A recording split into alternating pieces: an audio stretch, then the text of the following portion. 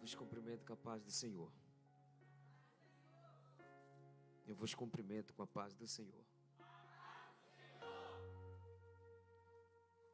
Só os que trouxeram uma Bíblia Sagrada, pegue ela em mão. Vamos ler uma passagem do livro de Atos dos Apóstolos. Atos, capítulo de número 10.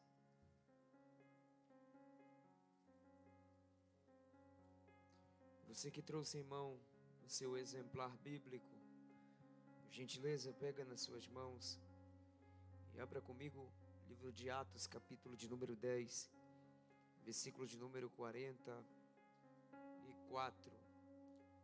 Atos, capítulo de número 10, versículo de número 44. Você que trouxe sua Bíblia, só quem encontrou, diga graças a Deus.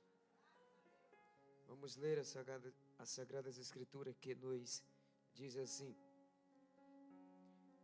ainda Pedro falava estas coisas quando caiu o Espírito Santo sobre todos os que ouviu a palavra. Ainda Pedro falava estas coisas quando caiu o Espírito Santo sobre todos os que ouviu a palavra. Deixa eu fazer a leitura mais uma vez. Ainda Pedro falava estas coisas quando caiu o Espírito Santo sobre todos os que ouviu a palavra. Só os que estão felizes, diga graças a Deus. A minha eterna gratidão a Deus por ter retornado a esta casa de oração. E quero louvar a Deus pela vida do pastor Gessivaldo, ele mais a sua amada esposa.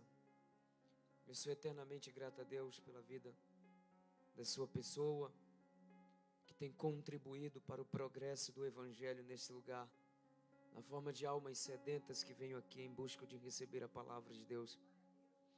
Que Deus em Cristo enlargueça a sua fronteira. Que Deus em Cristo prospere a sua jornada. Que Deus em Cristo faça você triunfar por cima de quaisquer circunstância que venha sobre as nossas vidas. Então, muito obrigado pela confiança. E também eu quero agradecer aos pastores, obreiros que estão na retaguarda do pastor Gessivaldo. Que o eterno Deus retribui a todos vocês. Sabeis que no Senhor o nosso trabalho não é vão, tem uma recompensa. E Deus há de recompensá-lo cada um de nós. Pegando esse mesmo gancho, eu quero agradecer a Deus pela vida de um amigo conterrâneo, Ezequias, e a sua esposa. São pessoas a qual eu tenho um vínculo, a qual eu a amo, a qual eu a respeito e cultivo as nossas amizades. O Ezequias que me deu essa ideia de vir aqui, ele arrancou eu lá da minha igreja. Ele disse: Ezequias, eu não posso sair da minha igreja para lugar nenhum dia de domingo, que sou eu que ministro todo. Eu estou pastor de uma igreja em Manaus, de um ministério da Colômbia, colombiano. E aí eu não estou saindo muito dia de domingo, porque eu tenho que ensinar lá. Mas o Ezequias me fez o convite e eu de forma carinhosa aceitei o convite. Aqui estou. Obrigado, tá bom? Deus abençoe vocês, honre vocês e conte sempre com as minhas orações e com o meu apoio para que Deus venha abençoar as nossas vidas de forma abundante. Então eu também estou acompanhado da minha esposa, somos recém-casados, eu e ela, graças a Deus. Deus me deu uma mulher maravilhosa, que nesse curso de anos que se passaram, que eu fiquei pregando no Brasil e fora, eu esperei os meus 30 anos para me casar, e foi justamente dentro daquilo estabelecido que eu bati a minha meta. Então, Deus abençoe a vida da minha esposa. Eu acredito que passaram o nome para ela errado, não é Rayane, é Rayana Kathleen. Muito obrigado por estar comigo aqui. E também acompanhando ela e a minha pessoa está o meu padrasto Caleb, que é como um pai para mim, um esposo da minha mãe. Deus abençoe, tá bom, Caleb, a sua vida? E obrigado por ter me acompanhado aqui. Agora eu quero felicitar o coral aí, tão lindo, né? Tava maravilhoso, rapaz. Vamos aplaudir a Deus pela vida do coral? Vamos? Glória a Deus. Coral excelente, parabéns pelo trabalho, Ministério de Dança, Deus continue honrando todos vocês. Vamos para a palavra de Deus? Quem quer ouvir a palavra? Lá atrás, no final, vai estar meus livros. Eu escrevi um livro em tempo de pandemia chamado Timóteo, um exemplo para esta geração. Esse livro foi um marco na minha vida, tem sido. Ele fez algo muito extraordinário na minha vida, porque primeiro é palavra de Deus e não de homem. Eu falo como nós jovens temos que ser como Timóteo, um exemplo para a nossa geração. O segundo livro que eu tenho em mão é um livro de cristologia chamado Jesus e Sua Missão, o maior revolucionário que esse mundo já viu. Não foi Buda, não foi os Neros de Roma, ou os Césares de Roma, não foi nem o pai da psicanálise, Sigmund Freud, nem Jacques Lacan, nenhum deles conseguiu causar uma revolução na sociedade humana, como Jesus fez e ainda está fazendo. Jesus fez e ainda está fazendo. Então vai estar lá no final meus livros. Eu estou só com esses 2 temas. Eu tenho mais 2 escritos. Ano que vem estou lançando o 5º livro, chamado Quando há um vazio na alma. Eu falo sobre o vazio da alma humana. E nós estamos num período muito difícil, negro da história humana, onde o índice de adolescentes jovens com depressão aumentou de escala gigantesca. E aí eu defendo a minha área, que é a área da psicanálise, e assim nós vamos pegando o embalo para dizer que nesta vida tudo é vaidade. Esse livro vai ser extraordinário, vai ser lançado por grandes livrarias no Brasil, e eu estou me preparando para esse momento, mas por enquanto você que vai poder adquirir, vai passar lá atrás para adquirir esse, que será uma revolução na sua vida. Pois bem, olha aqui para mim. Eu quero fazer uma pergunta para vocês que leram comigo o texto. Você entendeu o que diz a Bíblia aí, que o Espírito Santo caiu? Quem ama a Bíblia aqui? Você vai ler sua Bíblia, de Gênesis a Apocalipse, você não vai encontrar mais essa citação aí. Ela é a única. E caiu o Espírito Santo. É uma das passagens mais extraordinárias da Bíblia. Mas deixa eu tentar me encaixar você comigo dentro desse pensamento. Primeiro que o livro foi escrito por um gentil chamado Lucas, nascido em Antioquia da Síria. O livro de Atos diz que existe 2 Antioquia: Antioquia da Pisídia e Antioquia da Síria. Antioquia da Síria, diga-se de passagem a isto, é a 3ª cidade mais influente do Império Romano do 1º século da nossa era cristã. Paulo, quando escreve uma carta aos irmãos de Colosso, ele dá uma referência, dizendo aos irmãos de Colosso que Lucas é um médico amado, gentil e médico amado. Lucas é bem taxativo quando diz que ele é gentil, é médico e é amado. Coisa boa, coisa maravilhosa, coisa extraordinária é nós sermos amados. Quando a gente é amado, a gente se sente seguro. Quando a gente é amado, a gente se sente numa realeza que não tem tribulação que perpassa essa realeza, porque nós se sentimos firmes nesse amor. E Lucas faz questão de dizer que por ele ser gentil, ele é amado. E quem lê a Bíblia, os panos de fundo cultural da Bíblia, sabe que os judeus não comungavam a ideia de gentios e judeus se relacionarem. Para você ter uma ideia, Barclay diz, um pensador, que toda mulher gentia que estivesse prestes a dar à luz e um judeu fosse estender a mão para ajudar essa mulher a dar à luz, era tido como uma espécie de maldição, pois estaria dando legalidade para nascer, para apoiar um gentio chamado de escória, lixo na terra. Era assim que eles nos tratavam, era assim que eles nos consideravam, como lixo, escória. Nós era para judeus tido como pagãos, porque gentios é aqueles que não são nascidos da linhagem hebreia, do povo hebreu, um israelita de puro sangue.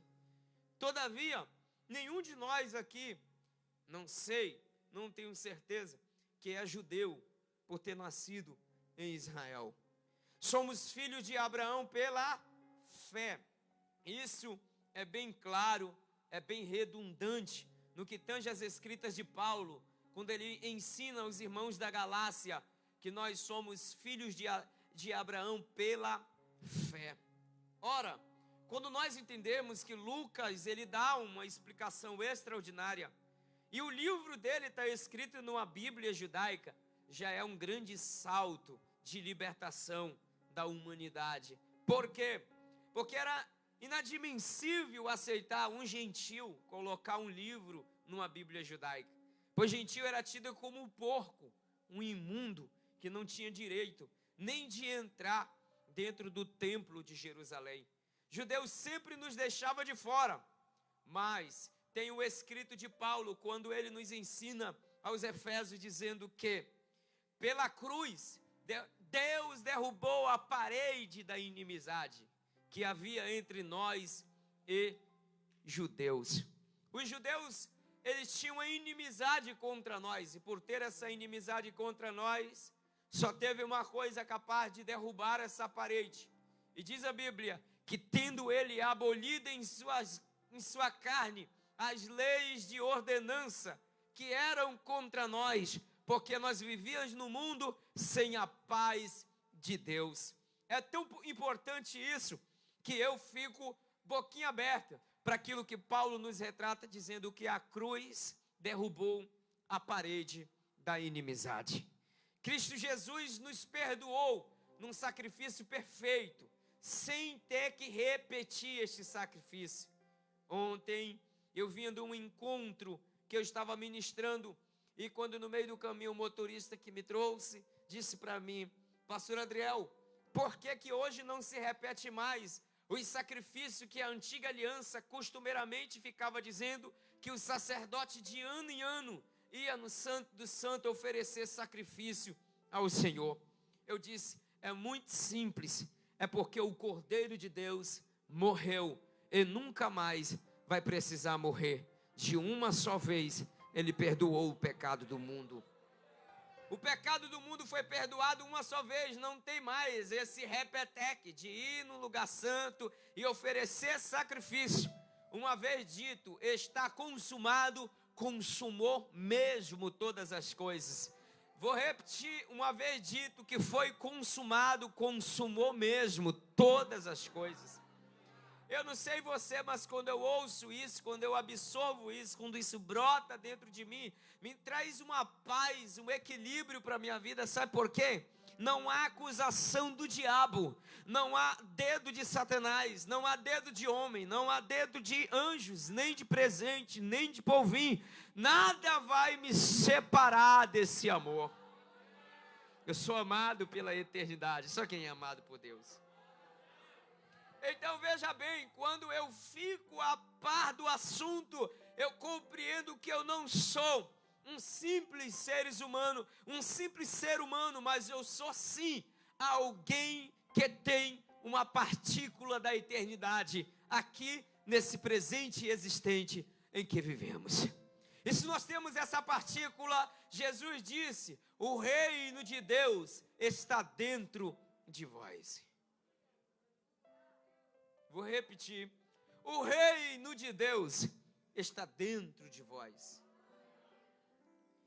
E tem gente que acha que o reino de Deus está fora de nós. Não, está dentro de você.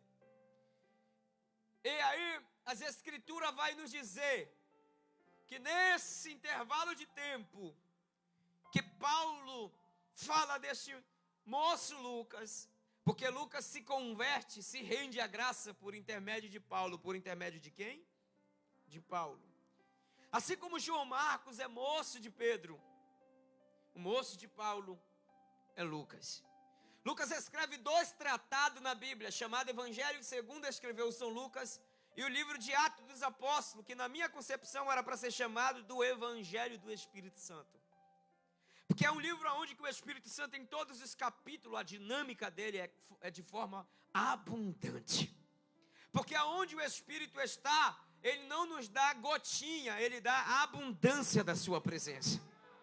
Eu vou repetir que é para alguém segurar isso aqui. Aonde o Espírito Santo está, ele não nos dá gotinha da sua presença, ele nos dá abundância da sua presença.